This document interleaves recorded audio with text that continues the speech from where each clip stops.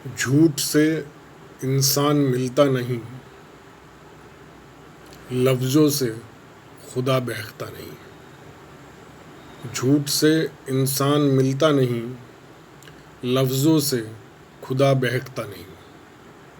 नमस्कार मित्रों, आज मैं आप लोगों के समक्ष भाषा विज्ञान से संबद्ध कुछ रोचक परंतु अति गंभीर बिंदु लेकर उपस्थित हुआ हूँ।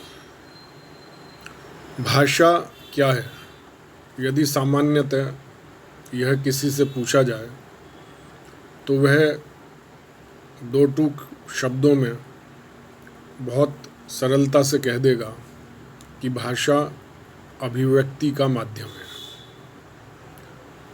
स्थूल रूप से यह वाक्य सही प्रतीत होता है कि भाषा अभिव्यक्ति का माध्यम है, लेकिन क्या हम किसी भी अभिव्यक्ति को अतार्किक और असत्य रूप में स्वीकार करना पसंद करेंगे? इसका उत्तर होगा नहीं। भाषा संप्रेषण में सुनने वाला सर्वदा यही अपेक्षा करता है कि वह जो कुछ भी सुन रहा हो वह सत्य हो।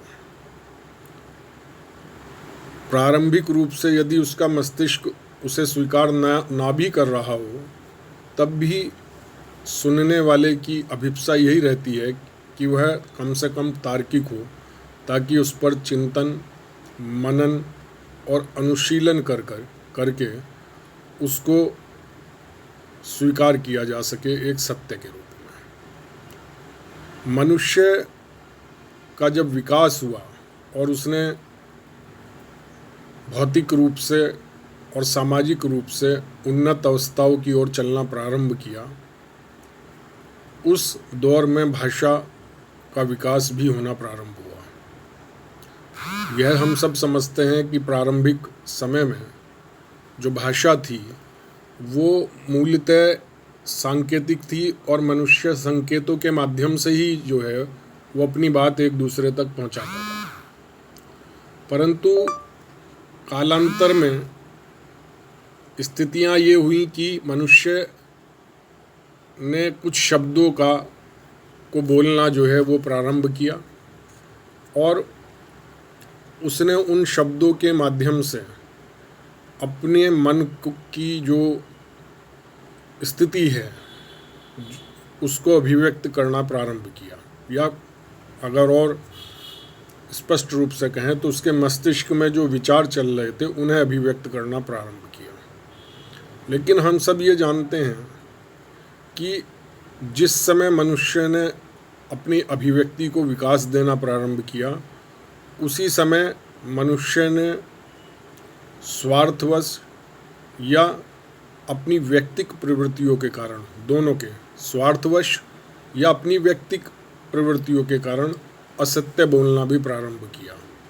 और वहीं से भाषा के साथ मनुष्य का भाषाई छल जो है वो संपृक्त हो गया।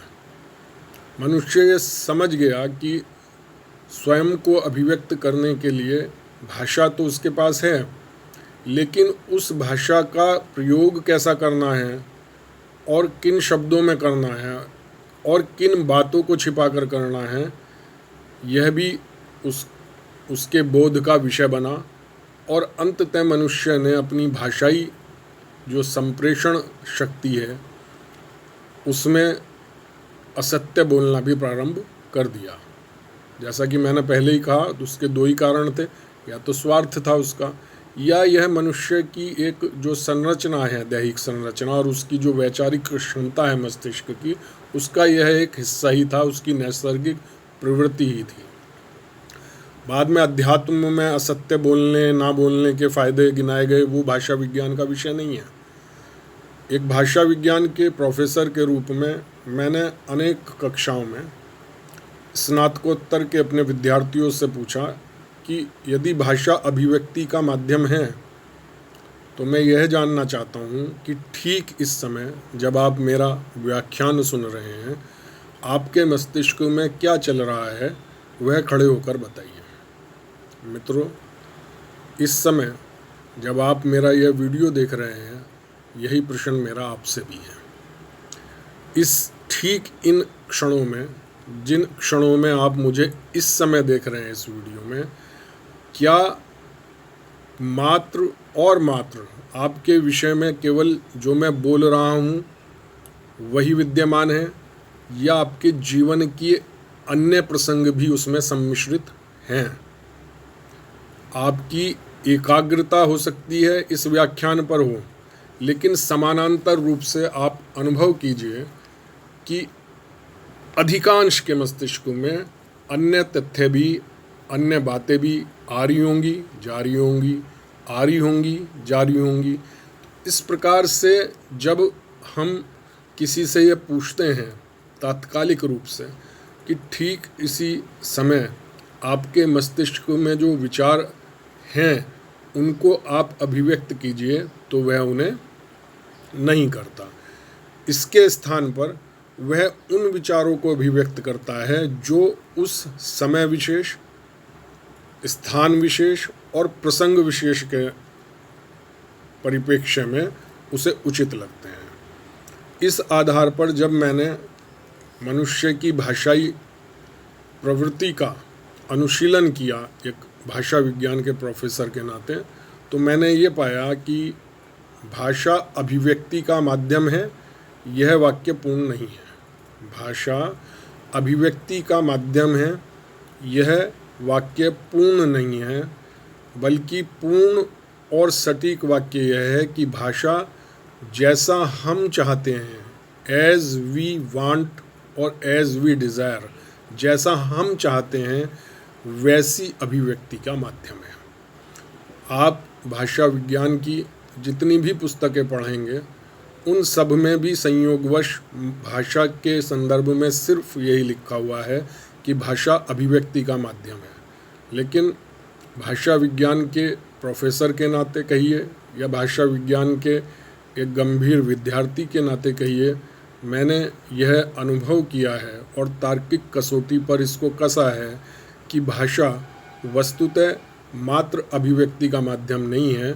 भाषा उस अभिव्यक्ति का माध्यम है जैसी अभिव्यक्ति हम उस समय, जैसा मैंने पहले कहा, देशकाल, वातावरण, स्थिति, स्वार्थ, दूसरे की मन को पसंद आना जो स्वार्थ का ही एक हिस्सा है, के अनुसार अभिव्यक्ति का एक माध्यम है, वह लिहाज का भी एक माध्यम हो सकता है। बहुधा जो लोग चतुर होते हैं वो ये समझते हैं कि हमारी भाषाई जो अभिव्यक्ति है उसको सत्य माना जा रहा है, और जो उसका श्रोता है वो उसके मुंह पर यह नहीं कहता है कि वह उसके असत्य को पकड़ रहा है। इन स्थिति में जो चतुर व्यक्ति है उसकी यह धारणा अपने संदर्भ में बन जाती है कि वह वास्तव में बहुत विद्वान है और वह अपनी बातों से जो है वो दूसरे व्यक्ति को प्रभावित कर सकता है कि या मन चाहा सोचने के लिए, जैसा मन वक्ता का है वैसा सोचने के लिए जो है वो विवश कर सकता है या वैसा उसका मन तैयार कर सकता है। लेकिन मित्रों, ध्यान रखिए कि इस दुनिया में हम जो कुछ भी बोलते हैं दूसरा व्यक्ति उसका नितांत वही अर्थ नहीं लगाता है।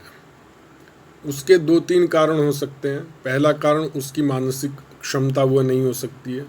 दूसरा कारण जिस संदर्भ में हम बोल रहे हैं उस संदर्भ में उसका अध्ययन शून्य हो सकता है।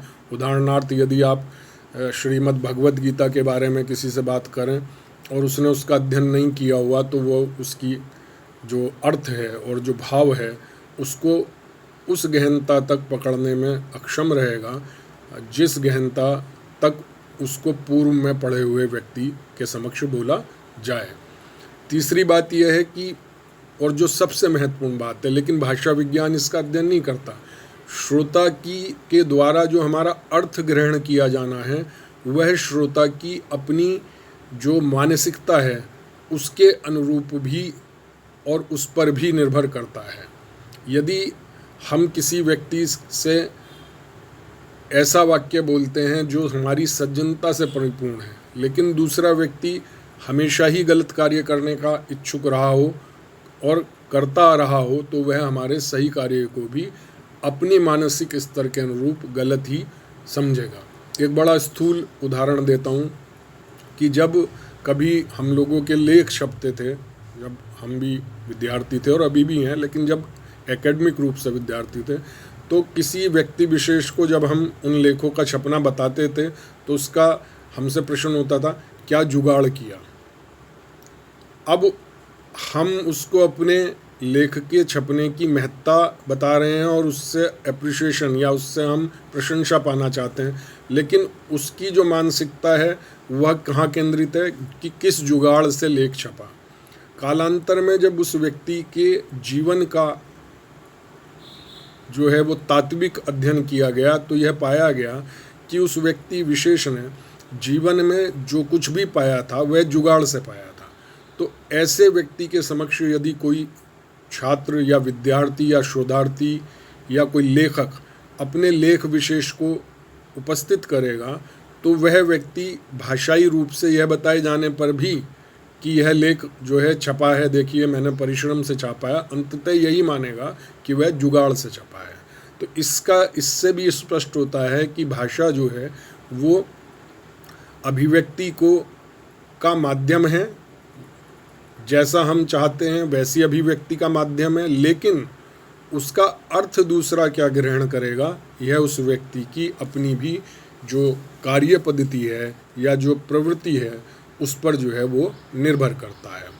आपने ये देखा होगा कि जो उच्चतम साधना केंद्र हैं वहाँ भाषा की ज़्यादा आवश्यकता नहीं रहती है। जो महत्तम बातें हैं उनके लिए भी बहुत अधिक शब्द कहे जाने की आवश्यकता नहीं रहती है। जो भाव की अभिव्यक्ति की चरमावस्था है, किसी भी भाव की, किसी भी रस की कहिए, किसी भी स्थायी भाव की कहिए, वहाँ भी आपको शब्द जो है वो बहुत अधिक कहने की आवश्यकता नहीं होती है।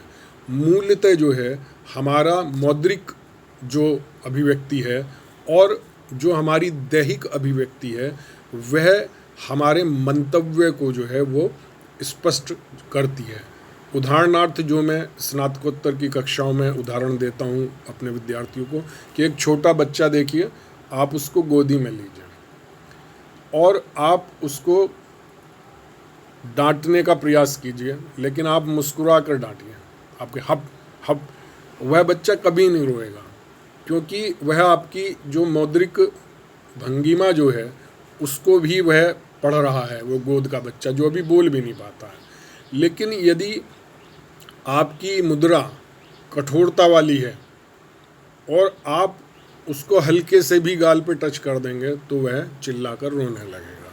इससे स्पष्ट होता है कि भाषा की अभिव्यक्ति में मात्र शाब्दिक संप्रेषण जो है वो पर्याप्त नहीं है, बल्कि हमारी दैहिक चेष्टाएं और हमारे अंदर की जो भावना है वह भी बड़ी महत्वपूर्ण है।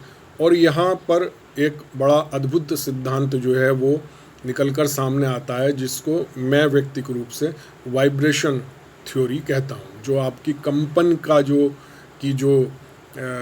अभ्यास है, कंपन की जो अनुभूति है, वह भी किसी व्यक्ति विशेष के संदर्भ में उसकी अभिव्यक्ति को स्पष्ट करती है।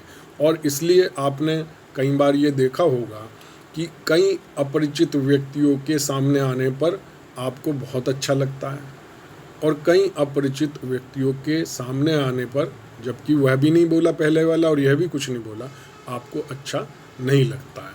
तो यदि आप इस गुण से संपन्न हैं तो आपको ये मानना चाहिए कि आप एक बड़े अद्भुत गॉड गिफ्ट से संपन्न हैं। वह यह है कि आप वाइब्रेशंस को जो है वो पकड़ते हैं।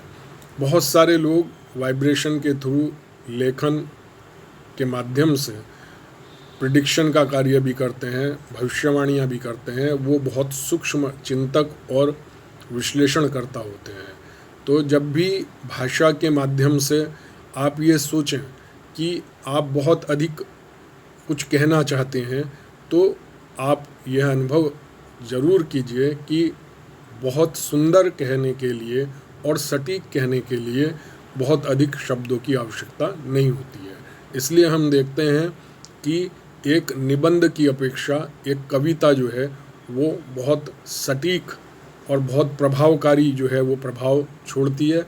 और एक कविता के भी अलावा एक चित्र जो है वो बहुत प्रभावशाली जो है प्रभाव छोड़ता है। और एक चित्र के भी अतिरिक्त एक सोच, एक साधना, एक मनन, एक चिंतन, एक सुदृढ़ संकल्पना, जिसको अंग्रेजी में लॉफ्टी कॉन्सेप्शंस कहा जाता है, वो बहुत प्रभावी और सटीक प्रभाव छोड़ती है।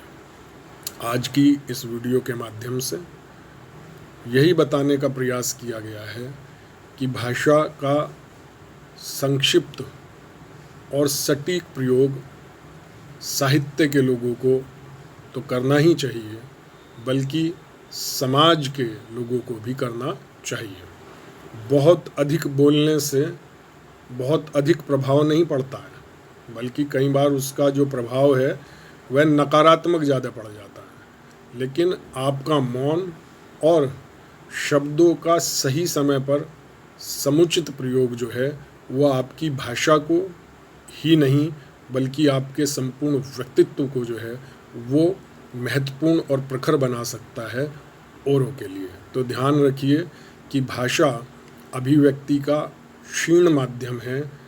भाषा अभिव्यक्ति का मनचाहा माध्यम है।